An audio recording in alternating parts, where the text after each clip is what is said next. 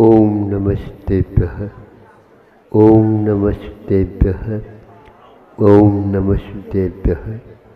अहिंसा परमो धर्म की, आचार्य गुरुवर श्री कुंद कुंद भगवान की, आचार्य गुरुवर श्री ज्ञान सागर मुनि महाराज की।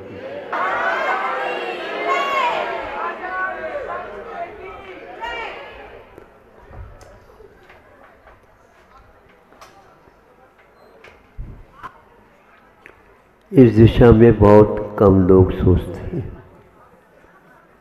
कौन सी दिशा महाराज?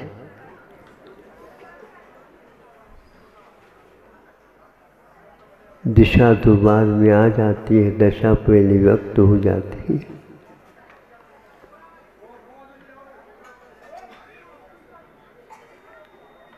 अपने यहाँ कई प्रकार के महाराजों का कथन मिलता है। उनमें से एक ऐसे महाराज भी होते हैं जो नव कषायों से प्रभावित नहीं होते हैं और केवल संजलन मात्र तंत्र है। मात्र क्रोध मान माया लोभ संजलन का उदय मात्र रहता। क्रोध का मान में, मान का माया में, इस प्रकार परिवर्तन होता हुआ चार कषायों का ही एकमात्र संवेदन करते रहते हैं। इनको कषाय कुशील कहते हैं। इनके गुणस्थान का आरोहण अवरोहण ऊपर कहाँ तक चला जाता तो 10वें गुणस्थान तक जा सकते हैं, जाते हैं। नौ कषाय एक ऐसी वस्तु है जिनका स्वयं अपना कोई कार्य नहीं रहता, लेकिन कषाय की तीव्रता, कषाय में जो तारतम्य होता है उसके फलस्वरूप जैसे सरोवर में कोई भी कंकर फेंक दे तो तरंग के रूप में आ जाती। यदि वही पानी गाढ़ा होता चला जाए, बर्फ का रूप धारण कर ले, कंकर का कोई प्रभाव नहीं होता। एक उदाहरण। तो कषाय कुशील अपने आप में एक साधक, बहुत बड़ा साधक होता है। उनके 9 कषाय भी उदय में आते रहते हैं, लेकिन उनका वह अपना पुरुषार्थ होता है जो किसी के सामने देखने को उपलब्ध नहीं होती। भूख लगी रहती है, लेकिन भूख की अभिव्यक्ति छोटे बच्चे जैसे नहीं हो पाती। लेकिन भूख, क्षुधा का उदय,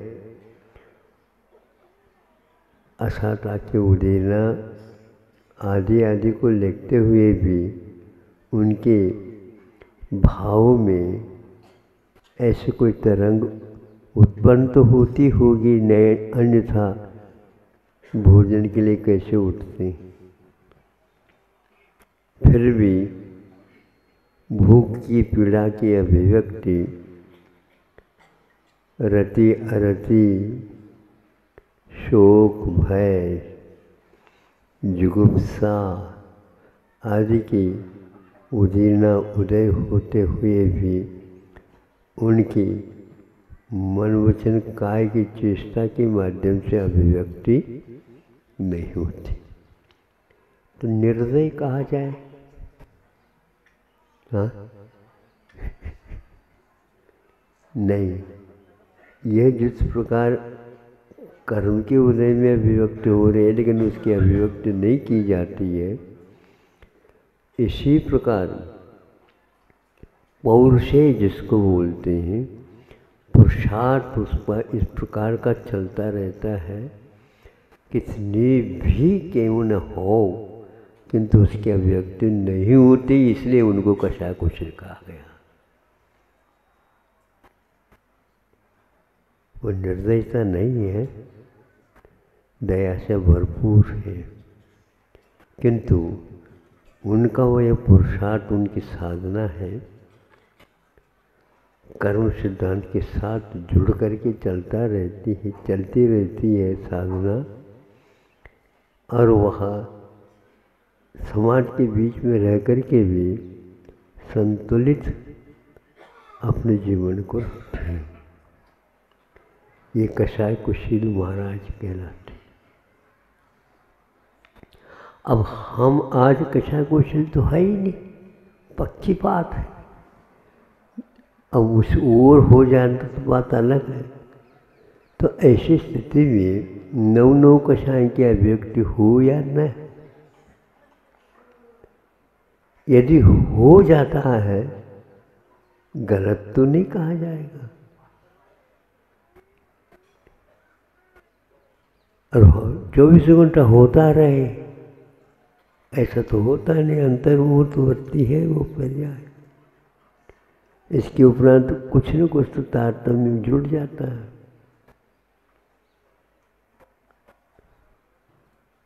सुनते हैं चक्रवर्ती भी रो गए जब भगवान को निर्वाण कल्याण की प्राप्ति हो गई। स्वर्ग से देव आदि आ गए, सब आ गए, महोत्सव हो गया, सब हो गया, पूजन आदि हो गए, लेकिन चक्रवर्ती को रहा नहीं गया और वो रो पड़े और बाकी सब उनको देखते रह गए। क्षायिक समय दृष्टि है, शंकादि दोषों से रहित रहते हैं अपने गुणस्थान के अनुसार। पूछा गया, बताते हैं क्यों रो गए, क्यों रो रहे हो, कौन सी कमी आ गई। जिनको अनंत काल से मुक्ति नहीं मिली थी उनको मुक्ति मिली। सब कल्याणों की अपेक्षा से ये निर्वाण कल्याण बहुत धूमधाम के साथ मनाना चाहिए। हाँ, धूमधाम का अर्थ क्या होता है?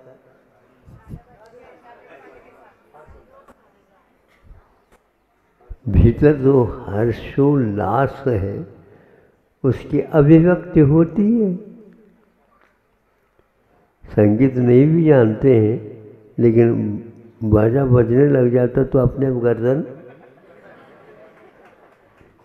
हिल जाती। वाह वाह, ये सब निकलते हैं। और यहाँ तक कि वृद्ध भी क्यों न हो और उसमें भाग लेता है तो उसके पैरों में थिरकन भी आ जाती है। नृत्यकार भी फेल हो जाए, ऐसा क्यों होता है प्रश्न है। और क्यों नहीं होना चाहिए ये भी प्रश्न है।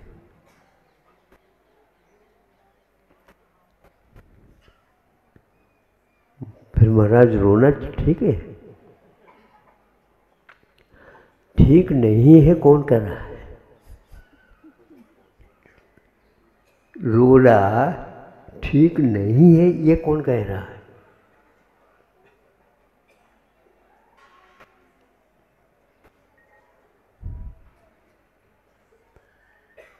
हाथ में पीछे लेकर के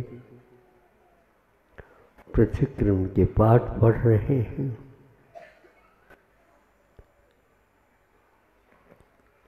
वाणिम गदगदयन वपुः।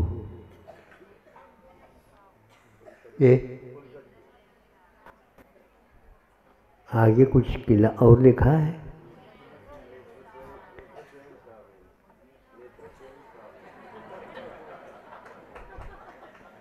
नेत्र द्वयम, एक नहीं, एक आंख नहीं, एक तरफ से गंगा, एक तरफ से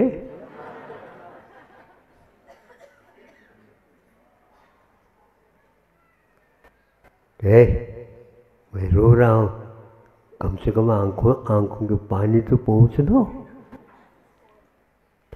कैसे सेवक हो तुम? वो कोई भी है ही नहीं वहां पर।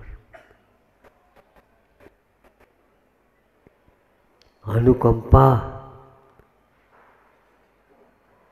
कलेजा कप जाए।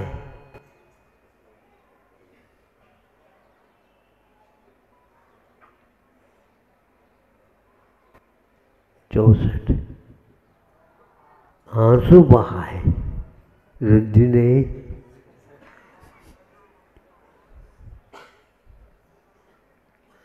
कुछ समझ में आ रहा है क्या? नहीं हो तो कहो फिर।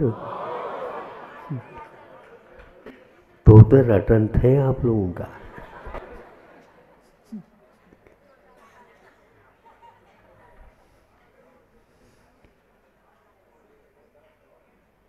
क्या होना चाहिए? वाणिम गदगद यन वपु पुलकयन नेत्रद्वयम श्रावयन मूर्धानम नमयन करो मुकुलयन चेतोपनिर्वाह।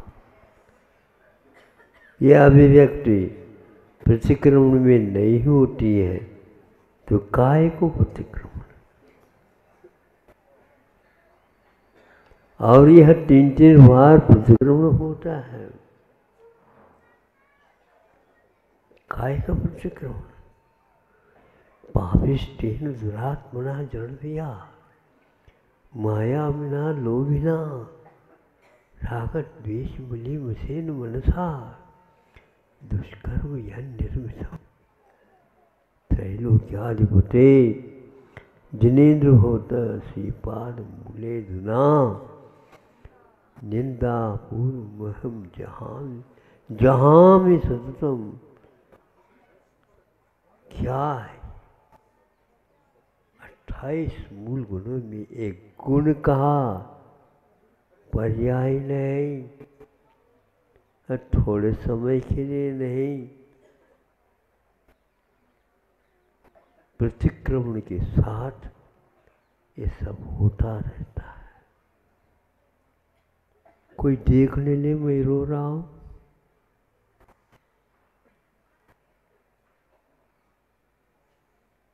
भगवान तो देख ही रहे, तुम्हारा प्रतिक्रमण वो सुन ही रहे।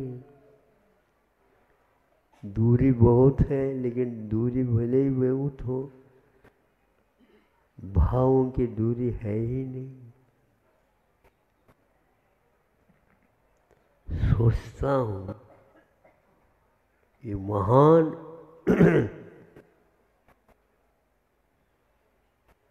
वज्र के समान विशेषण दिया है आचार्य महाराज को।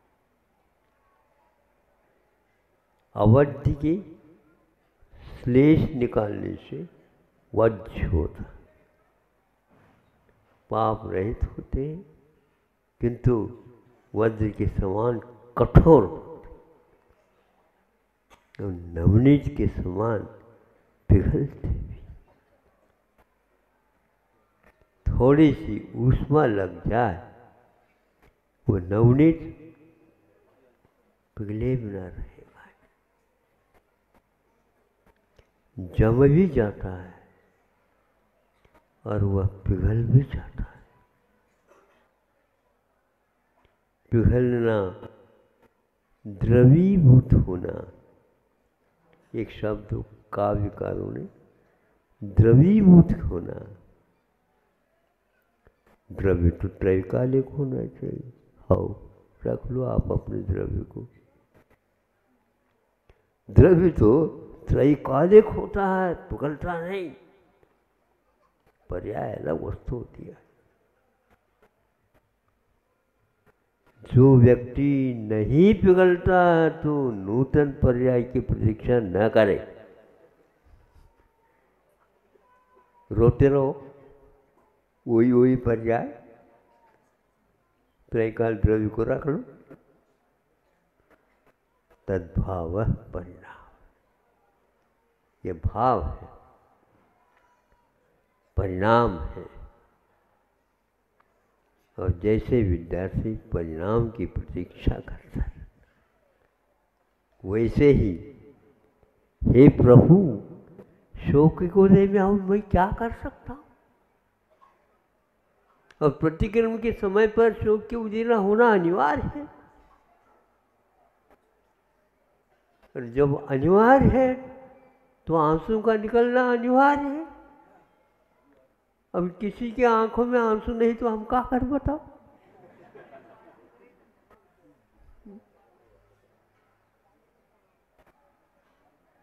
आंसू लाना, आंसू बहाना, ये हमारे वश की बात नहीं है। ये तो प्रतिक्रमण के वश की बात है। तो और इस प्रतिक्रमण को प्रशिक्षित करने के लिए कुंद कुंद आदि देव कहते हैं, अरहत परमेश्वर कहते हैं, ऊसे तो नहीं हो रहे हो। कड़ा प्रतिक्रमण, पाठ नहीं, तोता नहीं, होता तोता नहीं, भीतर से होता है, बाहर आता है। आने दीजिए, फिर उस समय आंखें तो रोती हैं, नाक भी गीली होती है। सुन रहे हो? सर्दी के कारण नहीं, ये नासिका को भी आंखों के साथ देना अनिवार्य होता है। ये सब हो रहा है, होता है, हाँ बिल्कुल होता है, तोता नहीं, होता है। और ये प्रतिदिन होना चाहिए, होता है। मन से होना चाहिए, वचन से होना चाहिए, काय से होना चाहिए। ऊपर काय से नहीं हो सकता। मन से अकेला भी नहीं होता। जहाँ को त्रिकरण शुद्ध, क्या कहा? त्रिकरण शुद्धि पूर्वक मन वचन काय के साथ करो। और भीतरी रत्नत्रय भी देख रहा है। रत्नत्रय है, और ऊपर से वह भाव प्रणाली रो रहा है। अपने किए हुए कर्मों के ऊपर फूट फूट करके रोना चाहिए। तो समझना चाहिए कि मैंने भी ऐसा काम किए हैं, ऐसे अनर्थ किए हैं, निर्दयी हो करके किए हैं।